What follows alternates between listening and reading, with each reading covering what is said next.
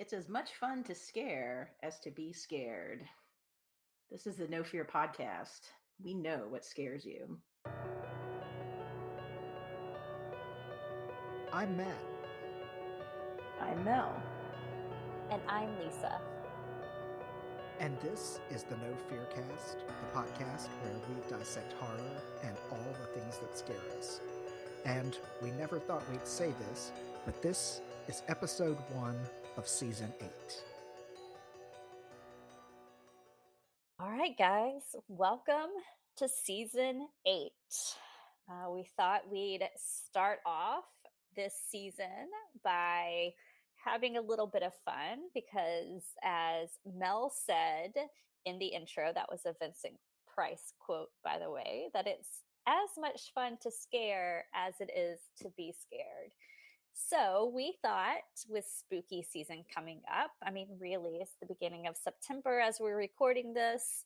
And even though it's still 100 degrees in the South, we're still pretending that Halloween isn't too far away.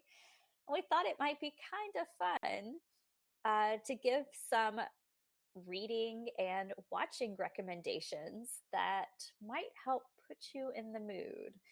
So they're going to be everything from, I think, some scary, more horror style scares. There's going to be some sci-fi thrown in there. There might just be a few other curveballs. So I'll kick it off with the first recommendation. I just bought the book Whale Fall. It's a novel by Daniel Kraus. Now, I really enjoy Daniel Kraus's writing, so as soon as I heard this one was coming out, I knew it was going to be an immediate buy for me. To be fair, I'm not very far into the book. I literally just picked it up at the bookstore the other day. But let me just give you a little bit of enticement to read this book. First of all, I've already mentioned it was written by Daniel Kraus, and if you haven't read any of his stuff before, I highly recommend it.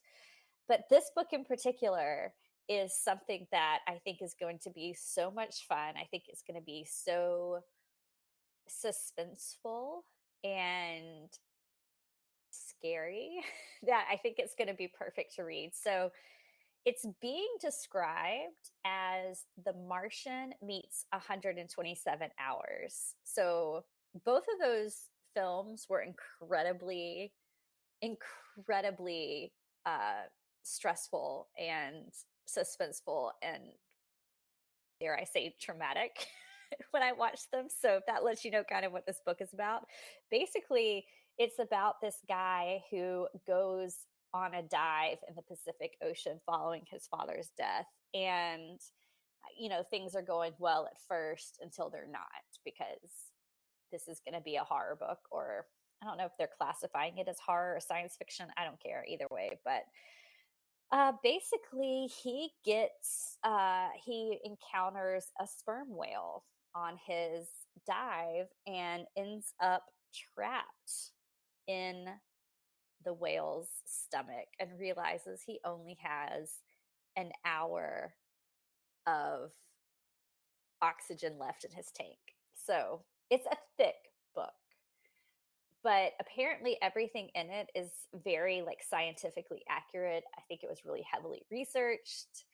And so I think that's where they're kind of pulling the Martian stuff from, is that book was really, really heavily researched and the science of how things would work.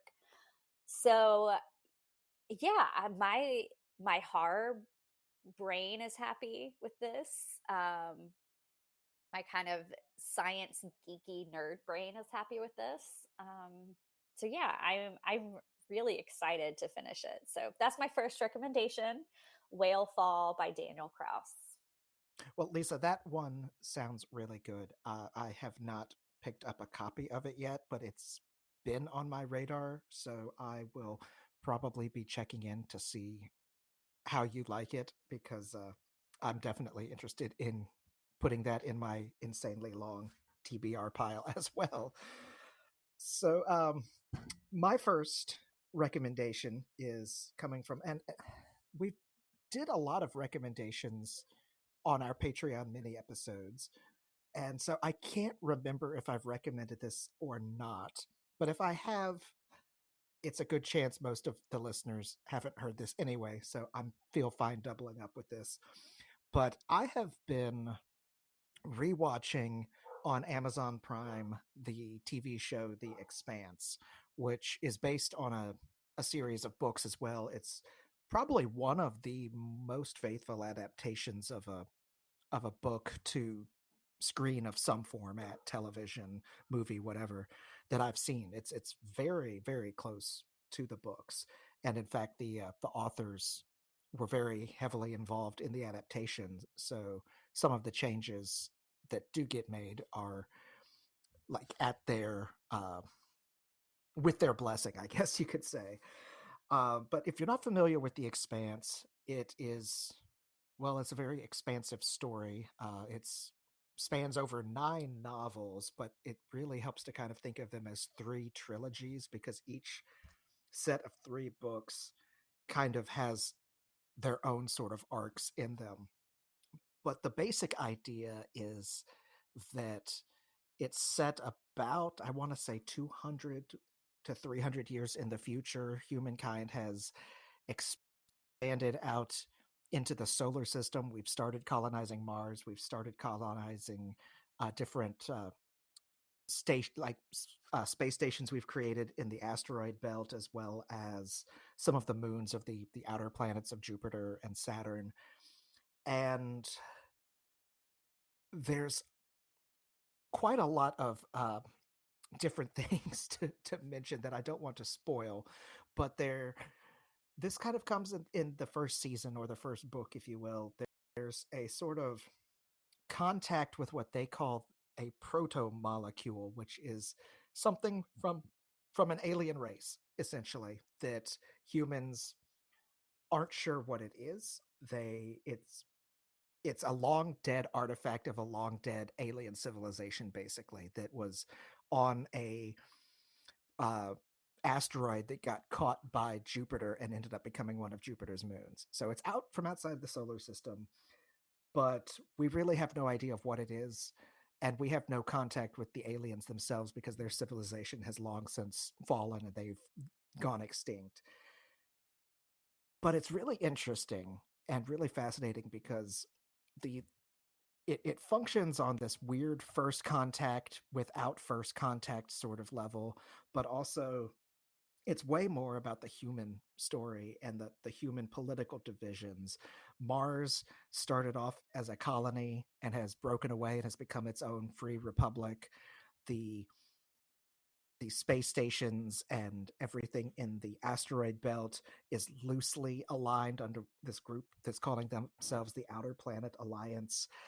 And it's just really interesting story of very interesting people that get caught up in this insane, like, universe changing sort of thing.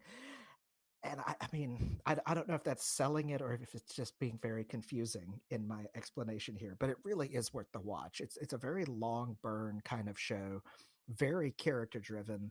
The characters themselves are incredibly well realized, and the whole world, or I guess solar system in this case, feels really well developed and lived in. And part of that, I think, is due to the fact that, if I remember right, before they began writing the first book, the authors, they use a pen name of James S.A. Corey, but it's 2 authors.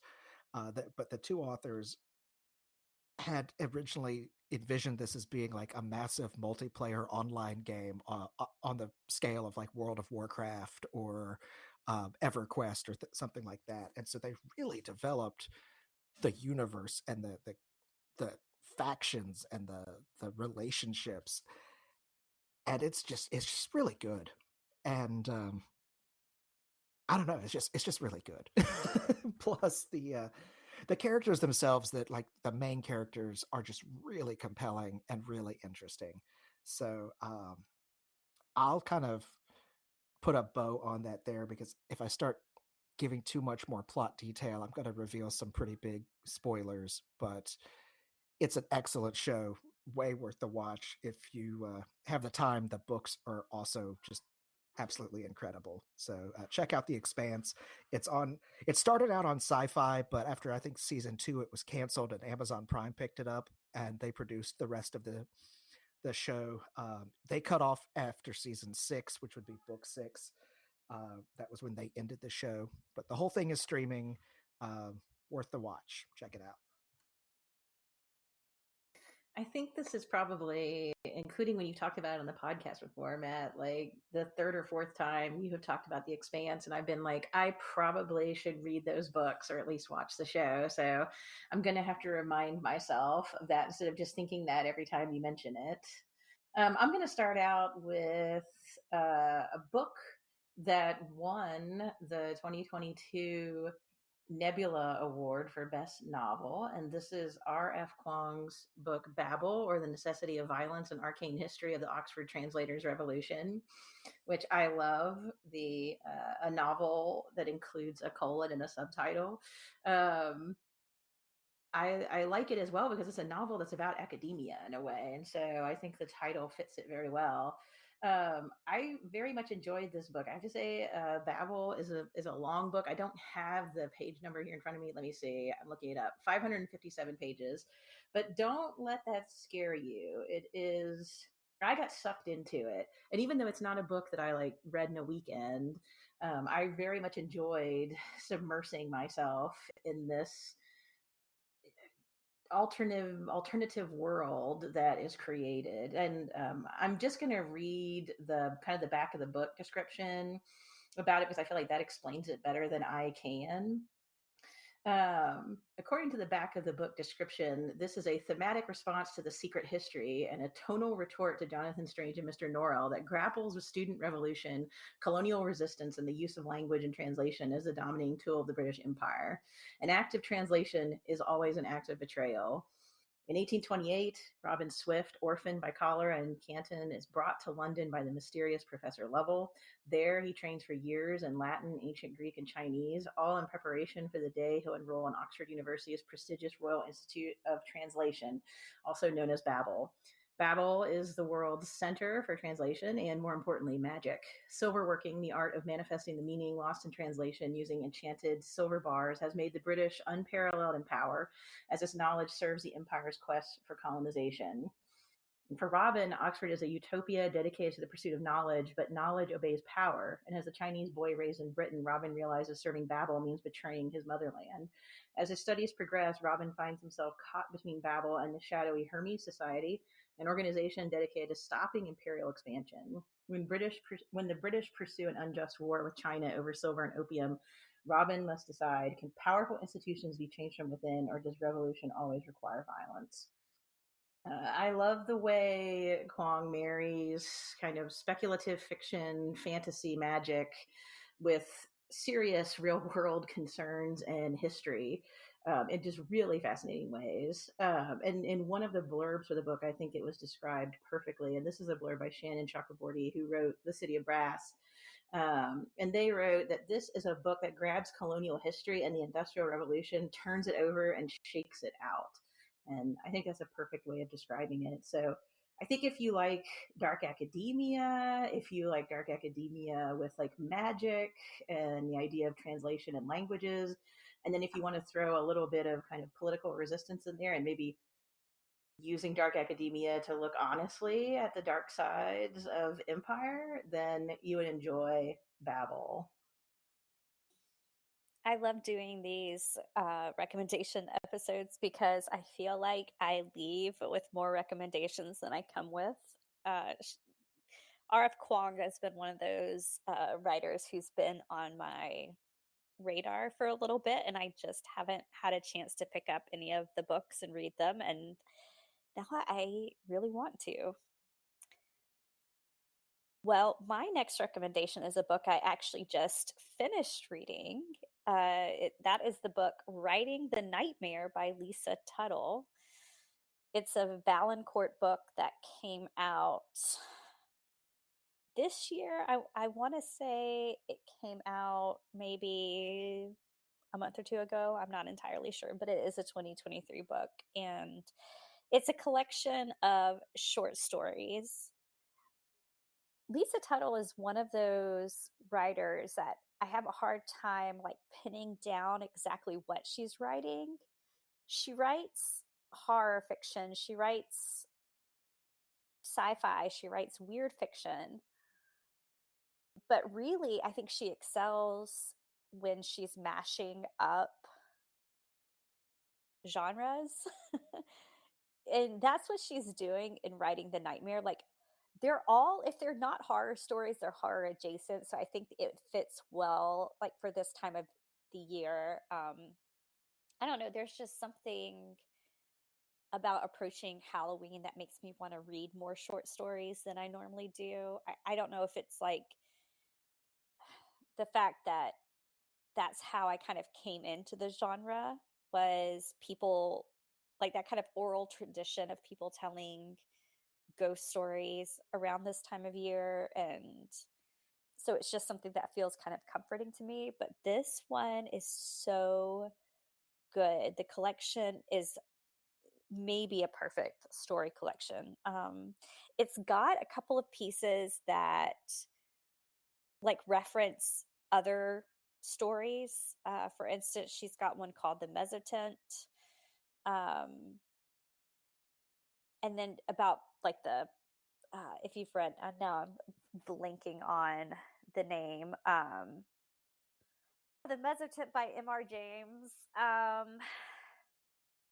So yeah, it's kind of a take on that. It's a haunted painting picture that's enjoyable to read. There's one about Edgar Allan Poe's uh, detective Dupin, who who was in who was in the Purloined Letter and the Murders in the Rue Morgue, and she looks at like what his last case would have looked like. So it's just there's some like fun looks at the storytelling tradition that she's writing in, but there's also some just really fantastic, weird and creepy stories that I don't know, they're really good. It's to me it's hard to find a short story collection where all the stories hit really well, and this is one of them. So I am going to recommend that. Lisa Tuttle's writing The Nightmare. I'll also say that Neil Gaiman wrote the introduction, so that may be of interest to some people too. But I very much enjoyed it. Well, as you said, you all always come with great recommendations. So just consider me putting yet another thing on my list of things to check out. So my next recommendation is going to be from a different MR. You mentioned MR James. This is a different MR. MR Carey, which, if the name seems familiar, but you can't quite place it, he's the author of The Girl with All the Gifts, which is probably one of the most original zombie stories I've read in a long time. Also had a very good film adaptation of it as well. And that was kind of the selling point for me when I started reading this book. He's written several others. I think there's actually a sequel to The Girl with All the Gifts, which I have not read yet, as well as a trilogy. But this is a brand new series. And if you haven't gotten the gist of it yet, maybe in a bit of a sci-fi kick. This is a book called Infinity Gate, which the title alone is probably enough to signal that it's sci-fi. But it's a really interesting idea and really compelling, and he does a really good job with this whole story. It's well, the idea is that it's a multiverse sort of novel, as the name might imply, Infinity Gate.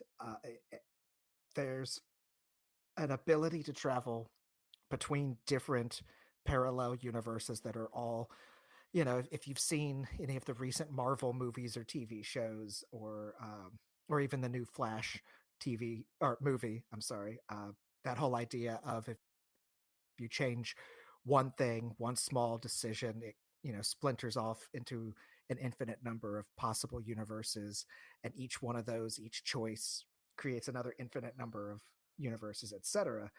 And the idea is that there is a group called the Pandominium that have sort of established a, I guess you could call it, empire across some of the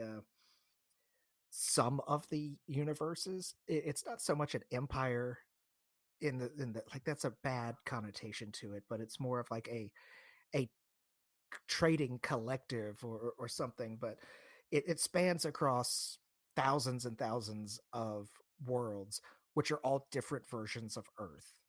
That's like the really cool idea about this is that idea that there are you're traveling across these different worlds, but they're all different versions of Earth where things have gone differently.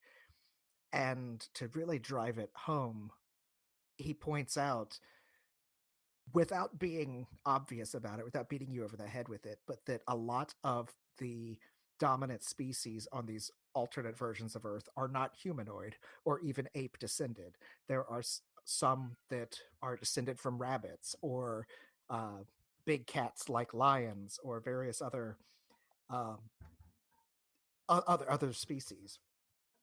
And the whole idea of the plot is that a scientist on a version of Earth that's very close to ours, that is on the verge of collapsing, like ecological collapse, accidentally discovers the technology to cross over into another universe. And in doing so, accidentally stumbles across the Pandominium. And there's a lot of havoc that happens because of this. They basically ignore her at first, but they're also fighting a war against another universe spanning collective that's all artificial intelligence. And if that isn't confusing, it makes more sense when you read the book. But it's a really cool book, and he does a really interesting job of really grounding it in characters. It really, for the most part, follows about 3 or 4 main characters that are from different lineages. One is the scientist herself, who is a human in a civilization very similar to ours. She basically is in a uh, a version of Lagos, Nigeria, that's very similar to our Earth.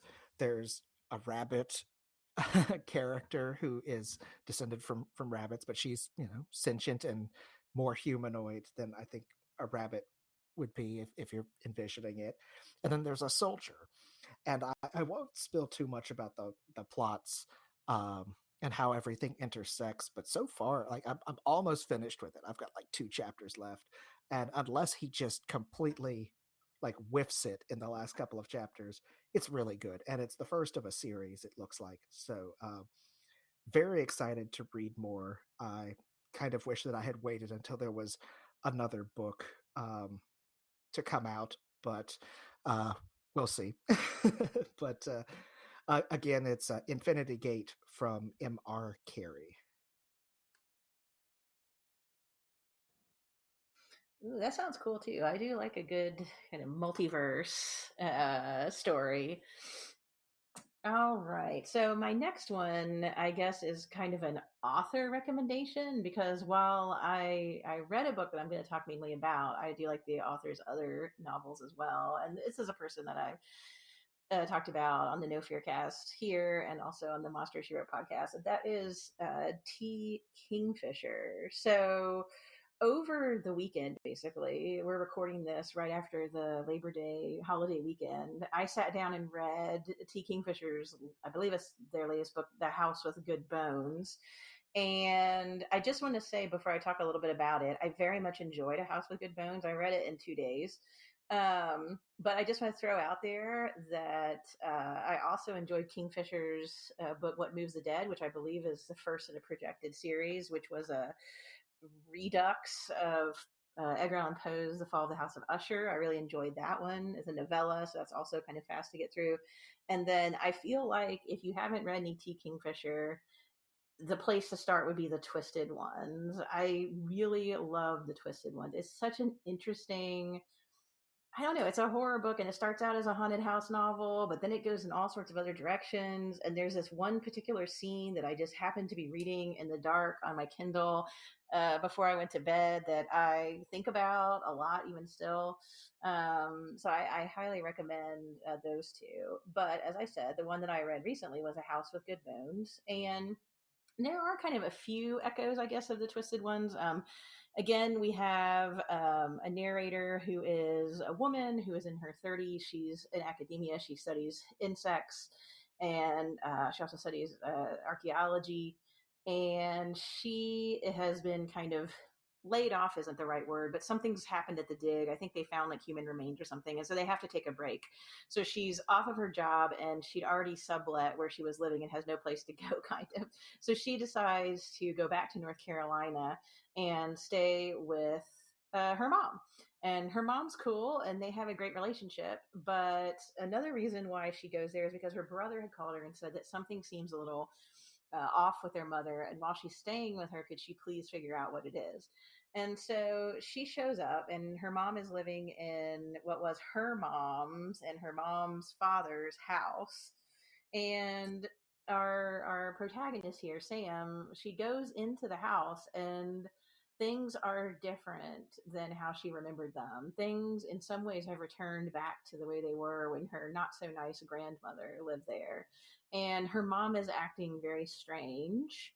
And this was really interesting because I feel like it has the feel of like a Southern Gothic book. It definitely is a haunted house book, but there's a bunch of stuff happening in it that popped up in the middle that really made me perk up. And I'm not going to say anything about it because I don't want to spoil anything. And I'm glad that nobody spoiled me because it, again, like her books do, it kind of took a twist. But yeah, it's a fascinating look at a kind of, it's one of those isolated subdivisions where there's almost nothing around it but these cookie cutter homes in a very rural area. So it's like when you're in the subdivision, it's almost like a small town and you've got great roads, I guess, or whatever, but then you just like look out the back in this fields. And so it's an interesting setting for a house with crazy horror things happening in it. You've got the isolation, but you also have like almost like the house next door type vibe with like these aren't old houses. So yeah, I feel like if you've read Kingfisher's other work, definitely check out A House with Good Bones. And like I said, it's kind of a bonus rec here because I just love the Twisted Ones when I read it. And now that I'm passing it on to you, Lisa, I'll say I know you enjoyed it too because we did a whole episode of Monster She Wrote on the Twisted Ones and how creepy and kind of innovative it was. The Twisted Ones, I will be honest, I still think about certain scenes in that book. Even now, like it'll just kind of like pop up in my brain. It is an incredibly creepy book. I like you. I'm a huge T. Kingfisher fan, so I guess consider that another recommendation in the Kingfisher canon. I guess. Well, so my first recommendation for this was a book that I'm reading right now, Whale Fall. My second one was a book I just finished.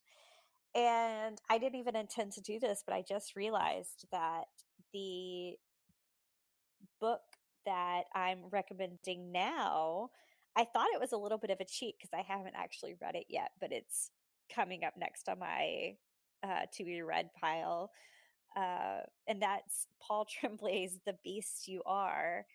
Um, I I must be in a mood for short stories because this is another short story collection, and I will tell you the other kind of bonus one that I nearly did was another short story collection, Tananarive Dew's The Wishing Pool, but I went with Paul Tremblay's The Beast You Are because I was talking with a friend of mine, and she told me that one of the that she had read collection and really enjoyed it, and that I needed to read it immediately because one of the stories is related in some sort of way, I don't know what way, but to Watership Down.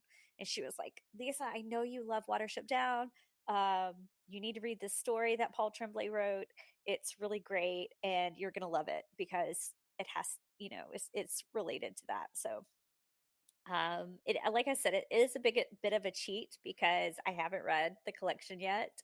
I have never been let down by a Paul Tremblay book or story, so I feel confident in recommending it. But if any of our listeners out there enjoy Watership Down in the way that I do, although now that I'm saying that, maybe enjoy is the wrong word. If any of you maybe have an affinity for that for that book, then maybe you'll want to read the story in The Beast You Are, because apparently there's uh there's a common thread. So it's this is a little bit of a short recommendation because I don't have much to say about the actual collection itself. But it came recommended to me, so it kind of bumped it up on the top of my TBR pile, and I'm very much looking forward to reading it once I finish Whalefall. It's funny that you mentioned that because I was actually thinking of recommending something else by Paul Tremblay. Not anything that I've read recently, but I was just looking through my Kindle and was looking at his last book, and I'm of course doing a complete flake out on the title of it. But I thought about um, recommending that one as well, but I decided against it, not for any. Oh, the Pallbearers Club. Sorry, that was the name of it. Um, the only reason I decided against that is I'm pretty sure I've recommended it before, and while I don't mind recommending something twice, I think I may have already done that once with The Expanse, and I didn't want to double up again. So, uh, looking forward to reading Paul's book, the short story collection as well. Sounds like it will be interesting. And so for me, my last recommendation, um, after that long preamble there, is is going to be one more TV show. This is one that I just finished the first season of fairly recently. I want to say it was about a month or so ago, but it's been airing on Apple TV Plus. And for those of you that don't have Apple TV Plus, I know it's one of the more niche um, streaming services out there. It may be worth looking into, at least just for this show, maybe just a 1 month subscription or something, because I think there's only 8 or 10 episodes of it. But the show is called Silo. It's based on a trilogy of books by Hugh Howey, who um, I had actually read those books years ago. It's one of the first things I got after getting a Kindle, because the the first book originally was, well, it started out as a novella. Then he expanded on the novella and turned that into the first book called Wool. And Amazon gave away the novella for free. So I downloaded it onto my fairly new Kindle and read it and was like, this is great. And went and bought all three of the books. And I haven't really, I mean, I've thought about it since then, but I haven't revisited it since then. And when I saw that they were making a show on Apple, I was really excited. And for those of you that have seen it, or are curious, they did pick it up for a second season already, which is great news. But the idea is it's set at some point in the future. It's very indeterminate. It takes place in this underground silo, and it's very clear, kind of from the get go, that this is like a post apocalyptic sort of scenario. And these are all survivors living in this, like, I think it's like 150 level below ground bunker, and they've been there for they don't know how long.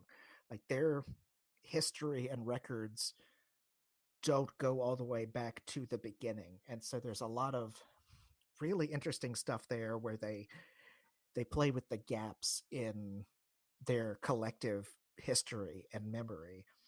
And one of the big cardinal rules of living there in the silo is that if you say that you want to go outside, they grant you that wish. But it's not a wish so much as it seems to be a death sentence.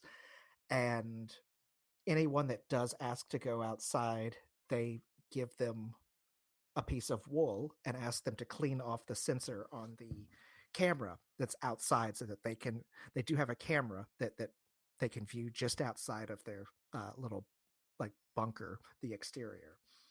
This is also used as a punishment for people who create or who transgress in some way that is just far too excessive that they can't be punished in any other way. So it's not just people saying, "Oh, I want to go outside," but there are some people that do it, and it centers around the sheriff of the silo and his wife, who ends up being sent outside to clean. And I don't want to give too much more away, but that all takes place just within the first episode. But it's this really good, slow burn mystery within a post-apocalyptic world where you've got the immediate mystery of another character who's basically investigating what they're not sure if it was a murder or a suicide. You've got why did the sheriff's wife choose to go outside? Why did she say she wanted to go outside? And then you've also got these mysteries of, well, where did all of this come from? Because nobody remembers the silo. It's been so far back that it's from when it was built that their memory doesn't extend to it anymore. It's generations ago. And I love it. I just love it. The ending of the first season pretty well mirrors the ending of the first book. And obviously, I'm not going to spoil anything. Well worth watching. Rashida Jones is in it kind of as a semi cameo, sort of. She plays the wife of the sheriff, but she's not a main character in the show. But just watch the show. That's all I got. It's really good and well worth the watch. So Silo on Apple TV. That's my last one. Okay, so we finally kind of reached the end. I have one more book to talk about. I actually went round and round with myself about what to make my third, and I finally decided to go with this one, even though I had this sneaking suspicion in the back of my head I might have mentioned it before. I don't think I did, but I was kind of nervous maybe I did. But then I thought, I enjoyed the book. I'm going to talk about it again if I did talk about it before. And this is the book Jackal by Aaron E. Adams. This book was a Bram Stoker Award nominee for Best First Novel, a Shirley Jackson Award nominee for the novel, an Edgar Award nominee for Best First Novel, and I think it was also nominated for Goodreads Choice Awards. It is a kind of a horror mystery thriller, I guess you would describe it as. So basically, this is set in Johnstown, Pennsylvania. And so our main character, Liz, I think she's in her 30s. She is a Black woman who does not have great memories about growing up in this town in Pennsylvania, which was a predominantly white town. She hasn't really gone back there to visit anyone, really, even though she tries to keep in touch with her best friend. And her best friend is getting married, so she decides she needs to go back for the wedding. And so she goes back, and there's stress. There's stress between her and her mom. There's like unresolved issues from when she lived there. And the night of the wedding, her friend's daughter, Caroline's young girl, goes missing. She went into the woods, which people tell you you're not supposed to do, and she goes missing. And the only thing that's left behind is this piece of cloth with blood, possibly part of the clothing that she was wearing. One of the interesting things about this book is it's almost like a criminal, like procedural type thing because she does know what's going on in the police investigation to a certain extent, and Liz is doing her own kind of investigation. But there's a folklore aspect to it in that this has been going on for years and years and years, and people just tell each other rhymes and stories like don't go in the woods, if somebody calls your name don't answer, etc., etc. And so there's that folklore aspect to it. But Liz quickly discovers, talking to folks and looking at the history of the town, that there have been Black girls of this particular age disappearing in the woods for years and years and years. And so the book kind of takes you through each child's story and how they were taken, as you kind of find the parallels here. So I will say there are trigger warnings for apparel for children, but the way that the history is tied to the folklore, the way that they're like possible supernatural elements that you're trying to figure out, but a very real, horrible danger that's going on here, I think is really fascinating the way it's all tied together, and how Liz has to kind of take her personal history and marry it to the history of this town and what it's done to these young Black girls who maybe didn't get all the police resources and investigative resources that they deserve to be found. And what does that mean, and why is this happening? And all, of course, the conflicts and difficulties and systematic issues that represents as well within this town. So I read this, I believe it was in the spring, and it's scary, but it's scary, I think, on many different levels. And so that's Jackal by Aaron E. Adams. And that is my third and last recommendation. I have to say, Lisa and Matt, you guys have both said this, but I just want to echo, every time we do this, I'm like jotting down notes of things that I probably should read or watch. So listeners, I hope that's the same for you, that as we talk about these things that we enjoyed, if you've watched or read them, I hope you enjoyed them. And if you haven't, I hope you're taking notes, and this will help you as you think about what you might want to read or watch, especially now that we're getting to spooky season. I mean, just because something's sci-fi doesn't mean it can't be a little spooky around the edges. So I hope we've given you some cool things to check out. We're at No Fear Cast on Twitter and Instagram, and we have a Facebook page. Our email is nofearcast@gmail.com. If you love what we are doing, consider supporting us on Patreon, or simply rate and review us, which is entirely free and helps other listeners find us. Theme music by Nicholas Gasparini. And as always, we will be back in 2 weeks with a brand new episode.